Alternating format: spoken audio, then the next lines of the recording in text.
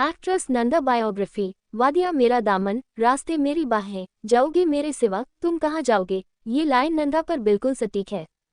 नंदा को फिल्मों का शौक नहीं था, पर किस्मत का लिखा कौन बदल सकता है। तूफान को आना है, आकर चले जाना है, बादल है ही कुछ पल का छाकर ढल जाना है। नंदा की फिल्म के इस गीत से बिल्कुल अलग रही उनकी जिंदगी की कहानी। नंदा को फिल्मों में काम करने का बिल्कुल शौक नहीं था, लेकिन मजबूरी ने उन्हें बना दिया स्टार। नंदा की रियल कहानी किसी रील की कहानी से कम नहीं है। न चाहते हुए भी नंदा को बनना पड़ा था अभिनेत्री। अपने जमाने की मशहूर फिल्म अभिनेत्री नंदा के लिए कोल्हापुर से मुंबई तक का सफर बड़ा मुश्किलों भरा रहा।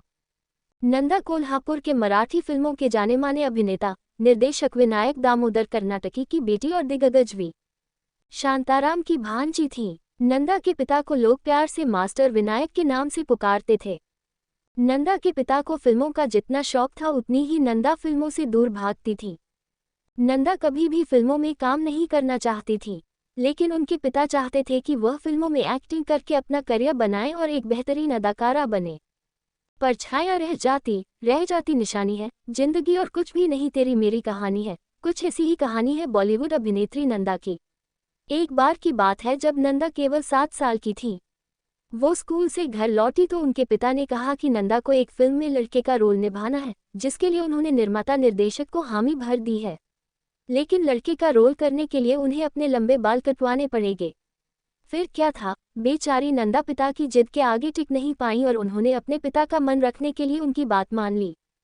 बेचारी मासूम नंदा माता पिता की जिद के आगे टिक नहीं पाई और उन्होंने हार कर इस रोल के लिए हाँ कह दिया, लेकिन उन्होंने एक शर्त रखी। उन्होंने कहा कि ये आखिरी मौका है जब वह किसी फिल्म में काम कर रही हैं, क्योंकि उन्हें फिल्मों में काम करना पसंद नहीं है। कहते हैं ना कि भगवान की मर्जी के आगे किसी की भी नहीं चलती और इंसान सोचता कुछ है और होता वही है जो ऊपर वाला नसीब में लिखकर भेजता है। महज 7 साल की उम्र में नंदा ने जब फिल्म में लड़के के रोल के लिए बाल कटवाए तो वह बहुत रोई, लेकिन शर्त मनवाने के लिए उन्होंने ये रोल किया। तकदीर का लिखा कोई नहीं बदल सकता। ये रोल तो उन्होंने अपने पिता की बात रखने के लिए किया था, लेकिन बेचारी नंदा को क्या पता था कि ये उनके पिता की आखिरी इच्छा है जिसे वो पूरा कर रही हैं। जब नंदा 8 साल की थी तभी उनके पिता विनायक दामोदर कर्नाटकी की अचानक मृत्यु हो गई, जिसकी वजह से उनके घर की स्थिति बिगड़ने लगी। घर की बुरी आर्थिक स्थिति देखकर बेचारी नंदा को खुद ही अपनी शर्त तोड़नी पड़ी। घर का खर्च चलाने के लिए नंदा ने फिल्मों की ओर रुख कर लिया। नंदा के पिता विनायक दामोदर कर्नाटकी मराठी फिल्मों के निर्माता निर्देशक थे। नंदा के पिता के अलावा फिल्मों में उनके चाचा और बाकी रिश्तेदार भी थे, लेकिन नंदा के पिता की मृत्यु के बाद किसी ने भी उनकी कोई मदद नहीं की। वह बिल्कुल अकेली रह गईं। उन्हें फिल्मों में जो भी प्रसिद्धि हासिल हुई वो उनकी खुद की मेहनत और परिश्रम का ही नतीजा है। उन्होंने 1948 से 1956 तक बाल कलाकार की भूमिकाएं की।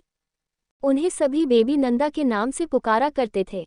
वैसे तो नंदा का परिवार काफी बड़ा था, 6 भाई बहनों का परिवार और संभालने के लिए केवल नंदा। उन्हें सभी का पेट पालना था। 1948 में नंदा की पहली फिल्म आई मंदिर, जिसमें उन्होंने एक लड़के का रोल अदा किया। इस फिल्म के बाद नंदा को सभी बेबी नंदा के नाम से पुकारने लगे। उनकी एक्टिंग को देखकर सभी यही कहते कि एक दिन ये बेबी नंदा जरूर बनेंगी सुपरस्टार। वैसे देखा जाए तो उन सभी की कही बात सच भी हुई। आखिरकार उनके अंकल वी कर्नाटकी ने उन्हें फिल्म तूफान और दिया में ब्रेक दिया। इस फिल्म में उन्होंने बहन की भूमिका निभाई। ये फिल्म सुपर हिट रही। इस फिल्म से नंदा को पहचान तो मिली, लेकिन उन्हें इसके बाद भी काफी समय तक साइड रोल ही मिलते रहे। उन्हें फिल्म हम दोनों और 3 देवियां जैसी महत्वपूर्ण फिल्में मिलने लगी, जिनमें उनका मुख्य किरदार था। फिल्म जब जब फूल खिले ने नंदा को बुलंदियों पर पहुंचा दिया और देखते ही देखते नंदा बन गई एक लेजेंडरी आर्टिस्ट। जब चुराओगे तन तुम किसी बात से, शाख गुल छेड़ेगी मेरे हाथ से, अपनी ही जुल्फ को और उलझाओगे। इन लाइनों की तरह ही नंदा का फिल्मी करियर रहा। नंदा का फिल्मी करियर काफी दिलचस्प रहा। नंदा ने कई फिल्मी सितारों के साथ काम किया। प्रेम रोग, जोरू का गुलाम, बड़ी दीदी, परिवार और ना जाने कितनी ही बेहतरीन फिल्में की। नंदा उन एक्ट्रेसेस में से रही जिन्होंने कभी शादी नहीं की। इसकी वजह थी कि वो जिसे प्यार करती थी वह पहले से ही शादीशुदा थे। फिल्म निर्माता मनमोहन देसाई, डायरेक्टर प्रोड्यूसर मनमोहन देसाई, जिन्हें लोग प्यार से मंजी भी कहते थे। मनमोहन और नंदा एक दूसरे को बेहद पसंद करते थे। जब से मिलने लगी तुमसे राहें मेरी, चांद सूरज बनी 2 निगाहें मेरी, तुम कहीं भी रहो तुम नजर आओगे। इन्हीं लाइनों जैसी रही नंदा और मनमोहन की लव स्टोरी। मनमोहन ने अपने करियर में रोटी, चाचा भतीजा, परवरिश, अमर अकबर एंथनी जैसी कई फिल्में बनाई। अमिताभ बच्चन के करियर को ऊंचाइयों तक पहुंचाने में मनमोहन का भी बड़ा हाथ रहा। जब मनमोहन की पत्नी का देहांत हो गया उसके बाद मनमोहन ने नंदा को प्रपोज किया और नंदा भी उन्हें पसंद करती थी, इसलिए उनके शादी के प्रपोजल पर उन्होंने हाँ कर दी। जब मनमोहन ने नंदा को प्रपोज किया तो उनकी उम्र 53 साल की थी। नंदा और मनमोहन ने जल्द ही सगाई कर ली, लेकिन अफसोस की बात कि वे दोनों एक दूजे के ना हो सके। सगाई के 2 साल के अंदर ही मनमोहन देसाई की मृत्यु हो गई। नंदा और मनमोहन की सगाई के बाद नंदा शादी के सपने सजा रही थी।